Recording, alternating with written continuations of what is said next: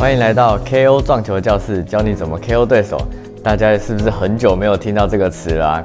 我们已经好久没有拍教学影片了，因为最近呢都在比赛，所以比赛的时候就是都没有时间可以拍影片，也可以在这里跟大家说一下不好意思。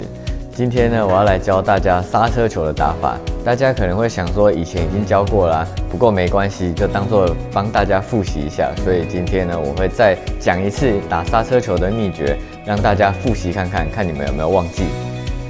先来跟大家解释一下刹车球是什么。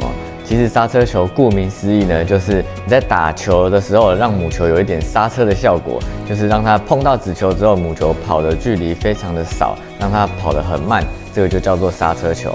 然后呢，我先来示范一颗怎样算是标准的刹车球。假设呢，我现在要打8号做到9号球，我不想要让它打进之后弹出来太远，这个时候呢，我就可以打刹车球，然后要瞄低杆来打。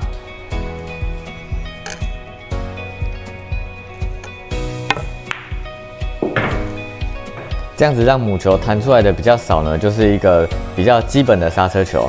那我现在来跟你们讲，怎么样打出一个简单的刹车球。首先来跟大家讲一下打刹车球要注意的几个事项。那第一点呢，当然就是要打母球的低杆。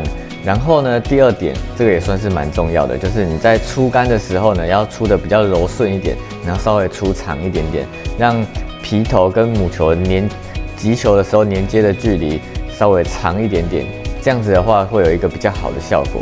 那第三点呢，可以稍微注意一下，就是你下赛的时候不要下得太多，这样子的话母球比较不容易转弯，然后子球也比较好进。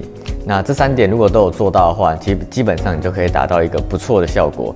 那我再打一次给你们看。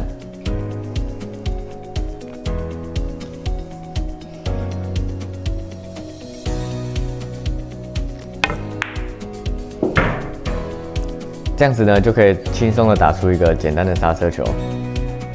那再推荐大家一个球型，也是很常会打刹车球的时候用到的，大家来看一下。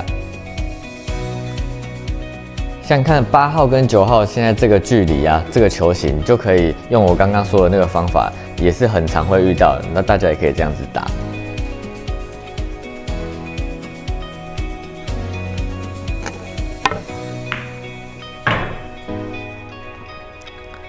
这样子呢，就可以轻松的做到9号。